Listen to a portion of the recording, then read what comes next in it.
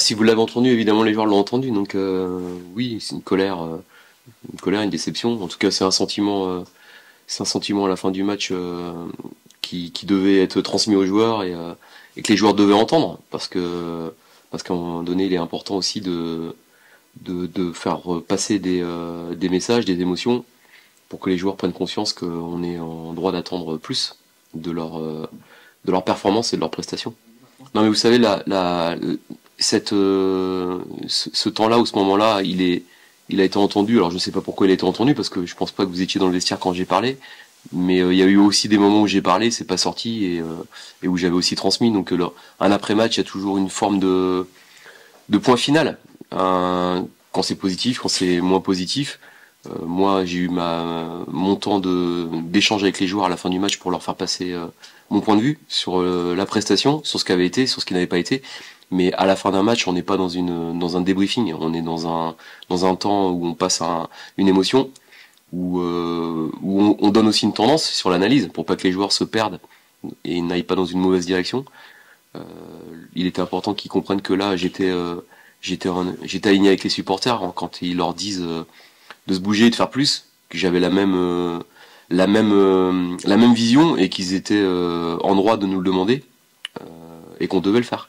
Donc voilà, après, le débriefing, ça vient sur la première séance, où là on est plus dans des aspects tactiques, techniques, physiques, où on va plus loin dans les explications. Mais sur le temps juste après le match, on n'est pas dans une analyse très profonde. Quand on est en colère, on transmet une colère. La direction à prendre, bah, c'est déjà de retrouver un niveau d'engagement qui satisfasse nos supporters, parce que ces supporters, je le dis toujours, ça se trompe pas. Quand une équipe se bat, ils le sentent. Quand une équipe se bat un peu moins, ils le sentent aussi.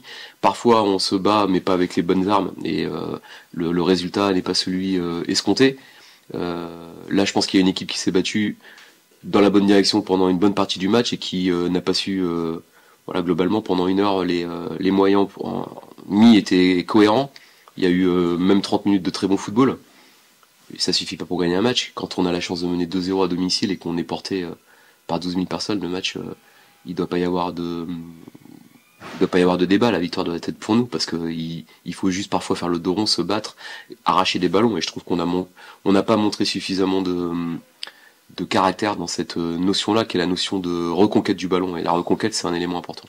En fait, le caractère, ça veut tout dire et rien dire. Ils ont tous du caractère. S'ils nous en seraient pas là, ils auraient pas franchi toutes les étapes d'une carrière de joueur en démarrant à 5 ans dans une discipline où 2 millions de personnes veulent faire du foot, et très peu atteignent les 3 premières divisions professionnelles. Donc du caractère, évidemment, ils en ont tous. Euh, Parfois, il est mal utilisé, mal exploité, ou pas mis dans les bonnes ingrédients. Mais ce qui compte, c'est d'avoir du caractère collectif, une force de caractère collectivement, parce qu'une rébellion seule, isolée, ça ne sert à rien. Donc il faut que ce caractère-là soit au service de l'équipe, et pour ça il faut avoir une vision commune de ce qu'on a besoin. Donc c'est redéfinir les besoins. Je pense que le premier besoin, c'est le sacrifice. On a besoin de sens de sacrifice sur le terrain. Faire une course pour un copain, faire le sale boulot, celui qui est pas forcément le plus visible à l'œil nu, qui va nous faire briller, mais qui va faire briller l'équipe. Donc voilà, avoir envie de faire briller l'équipe, ça c'est déjà un premier élément. Il faut retrouver le goût de l'effort. Ça, c'est un deuxième élément. Donc, oui, quand je parle de caractère, c'est des choses très concrètes.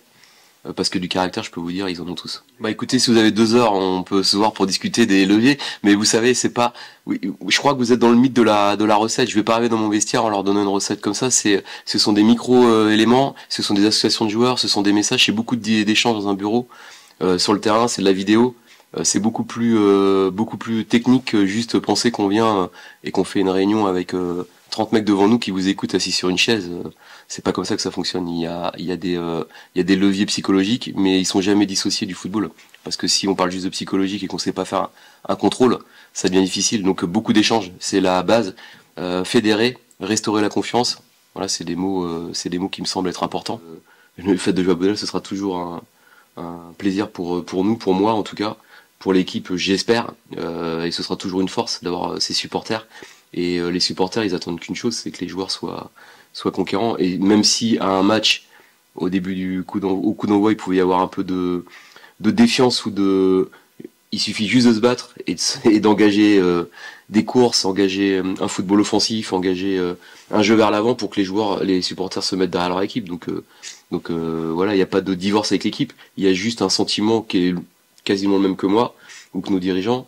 de dire écoutez les gars, là vous faites fausse route, il est temps que vous repreniez les choses à la base et que vous retrouviez certaines de vos qualités qui n'ont pas pu s'évaporer. Voilà. Et la première d'entre elles, c'est ce que je disais, la volonté de se rebattre ensemble sur le terrain.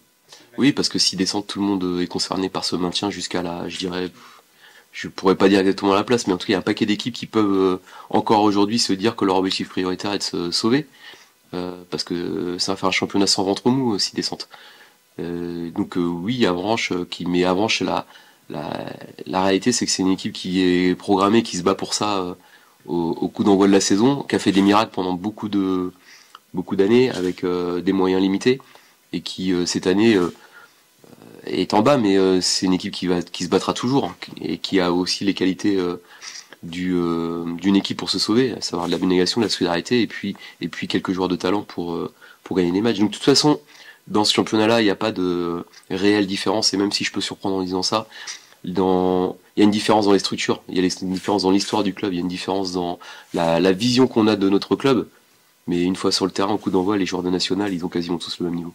Il n'y a pas une grosse différence. Ouais, elle encaisse des buts, elle en marquait beaucoup, elle en marque un peu moins, mais elle en encaisse.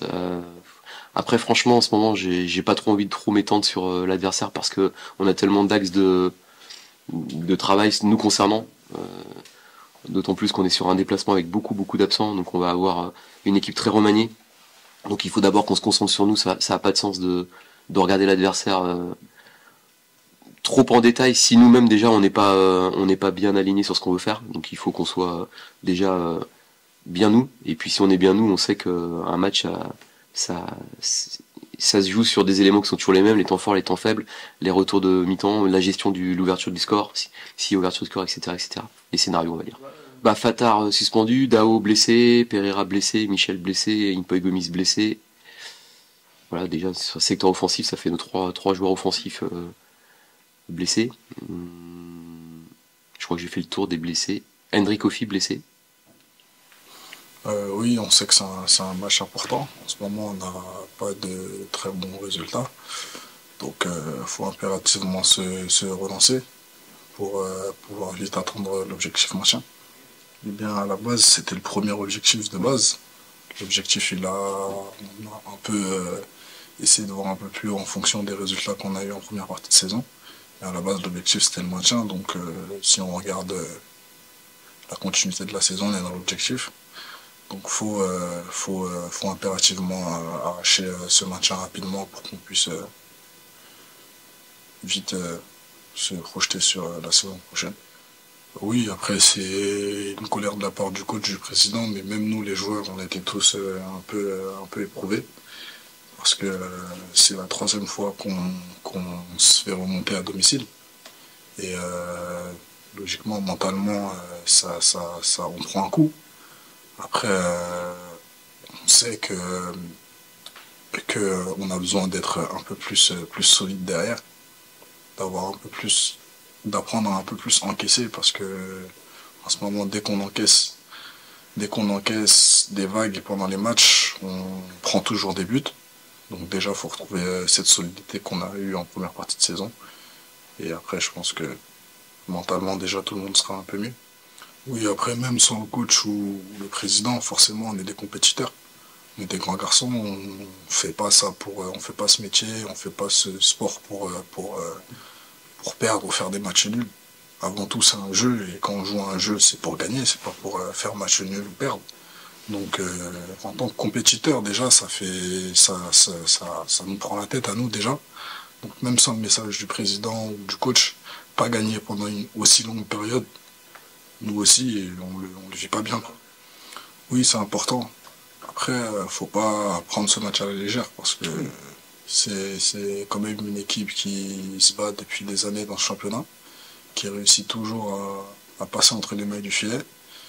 Nous aussi, on est un peu en difficulté en ce moment, donc on peut pas les prendre à la légère. On sait qu'on va aller là-bas, ça va être un match compliqué, dans un stade compliqué. L'atmosphère elle sera différente de Bonal, par exemple. Donc, faut y aller avec humilité et se battre pour les 3 points. Oui, après, la première mi-temps, elle est bonne. Mais Ce qui est un peu aussi récurrent en ce moment, c'est qu'on fait des bonnes premières mi-temps, mais en deuxième mi-temps, on est un peu moins bon. On fait une bonne deuxième mi-temps, en première mi-temps, on n'est pas bon. Donc il faudrait qu'on soit capable de faire des matchs complets, être un peu plus constant. Et je pense que ça arrangera beaucoup de choses.